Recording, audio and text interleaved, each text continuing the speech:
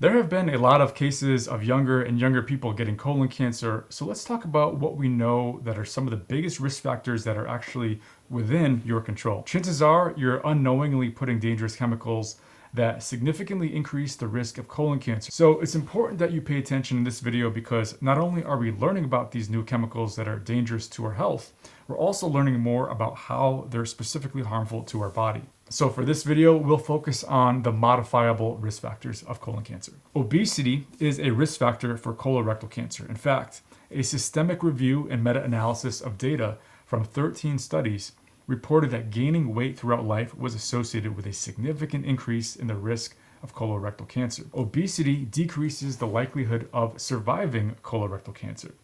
The increased risk associated with obesity is actually reduced after bariatric surgery because of the weight loss. So yeah, weight loss is important not just for cosmetic reasons. Okay, the next huge risk factor is insulin resistance, which of course has a lot of overlap with obesity because most people with obesity have at least some degree of insulin resistance. You could think of insulin resistance as a spectrum of a disease. On one end of the spectrum is zero insulin resistance. Then you have a small degree of insulin resistance. Then you have something called prediabetes. Then there's type 2 diabetes. And finally, the highest level of insulin resistance being insulin-dependent type 2 diabetes. Of course, the more insulin resistance, the worse off you are in general, not just in terms of your risk of colon cancer. If you want to know just how insulin resistant you may or may not be, it's best to use the HOMAIR score, which is an acronym for Homeostatic Model Assessment of Insulin Resistance. This score is determined based on this formula. It's fasting insulin level times fasting glucose divided by 22.5. Now just know that most doctors are not checking fasting insulin levels when doing blood work, so this is something that you would need to request specifically. The lower the score, the better, but generally speaking, you have optimal insulin sensitivity if your score is less than 1. Levels above 1.9 indicate early insulin resistance, and levels above 2.9 indicate significant insulin resistance. The main reason people have elevated scores is because of eating too much processed food, which is to say people not getting enough fiber and eating too much refined carbohydrates and added sugar. Ideally, it's best to consume at least 25 to 30 grams of fiber from real food on a daily basis. This includes both soluble and insoluble fiber, and no more than 25 grams of added sugar per day. A meta-analysis of 14 studies estimated that the risk of colon cancer among diabetics was about 40% higher than non-diabetic, and for rectal cancer, it was 20%. The associations remained when the analysis was limited to studies that controlled for other risk factors, like smoking, obesity, and physical activity. Too much sugar is, of course, bad, but what about the worst thing that you can actually eat? Trans fats? Are you secretly eating them without even knowing it? Well, trans fats, they generate a lot of inflammation and indirectly lead to insulin resistance. So can it lead to colon cancer? Well, trans fats are very low in real food, but you can inadvertently make them right on your stovetop. So let's say you cook with an unsaturated fat like olive oil, which is healthy. But if that olive oil is heated past its smoking point, which is around 350 degrees Fahrenheit, guess what happens? The olive oil molecule is easily converted from a cis to a trans fat. There was a 2019 study in which they fried some falafel in canola oil at very high temperatures, and then they mixed that oil into the rat feed. The rats that were fed the fried canola oil diets, they had a higher incidence of gut inflammation and colon tumors compared to the rats who ate the canola oil that was cooked at the lower temperatures.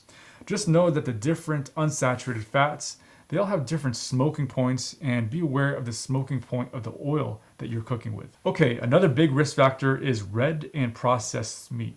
But with that said, the data from these studies are not entirely consistent, but it does appear that long-term consumption of either red meat or processed meats are associated with an increased risk of colon cancer, especially when it comes to left-sided tumors. High temperature cooking, either from barbecuing, pan frying, has been implicated as contributing to the risk, most likely because of the increased polyaromatic hydrocarbons, or PAHs, and other carcinogens produced from proteins in that charring process. Back in 2018, the World Cancer Research Fund / American Institute for Cancer Research, it's a mouthful, concluded that there was overwhelming evidence that consumption of processed meat increases risk of colorectal cancer, whereas the evidence for consumption of unprocessed red meat was classified as probable.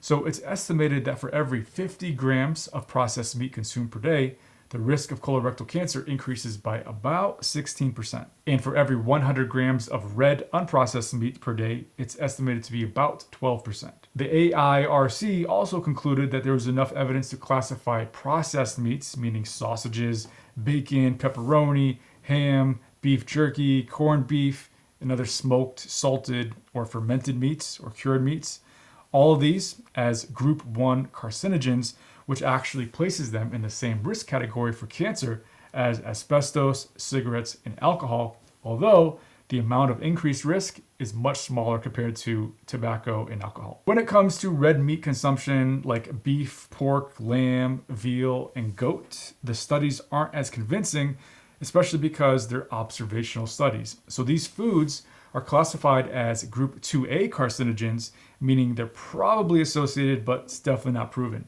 So the main takeaway is if you do eat meat, is to eat the meat in moderation and to avoid processed meats, mainly because processed meats contain nitrates and nitrites. So nitrates and nitrites, they're preservatives in cured meats like bacon, salami, pepperoni, hot dogs, and so forth.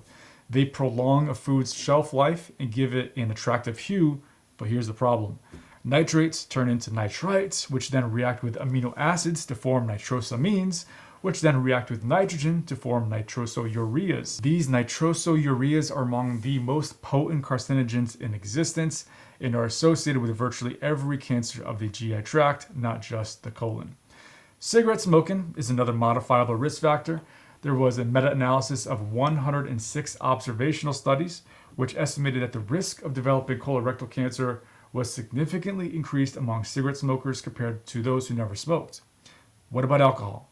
A meta-analysis of 27 cohort and 34 case control studies concluded that, compared with never drinkers, there was a significant increase in colorectal cancer for moderate drinkers, defined as 2 to 3 drinks per day, and heavy drinkers, defined as 4 or more drinks per day, but not light drinkers, defined as 1 or less drink per day. Excessive alcohol consumption is an established modifiable risk factor for several other cancers as well, especially when it comes to the organs of the GI tract. So even though there are some risk factors for colon cancer that are out of your control, like genetics and age, there are some that are definitely within your control. This includes staying away from tobacco and excess alcohol. In terms of food, it's avoiding excess sugar, refined carbohydrates, trans fats, PAHs, and nitrates and nitrites from processed meats, as well as making sure that you're eating plenty of soluble and insoluble fiber. And if you want to go to the extra mile, intermittent fasting is something else that helps reduce cancer risk. This is because fasting allows cells in your body, including your colonic mucosal cells, the cells that line your intestines, to undergo autophagy and mitophagy, which is another way of saying that the cell repairs itself. This includes repairing DNA mutations that occur every day. It's a way of nipping those precancerous cells in the bud. So if intermittent fasting is something that you want to get started with or want to learn more about, you can check out my complete beginner's guide right here.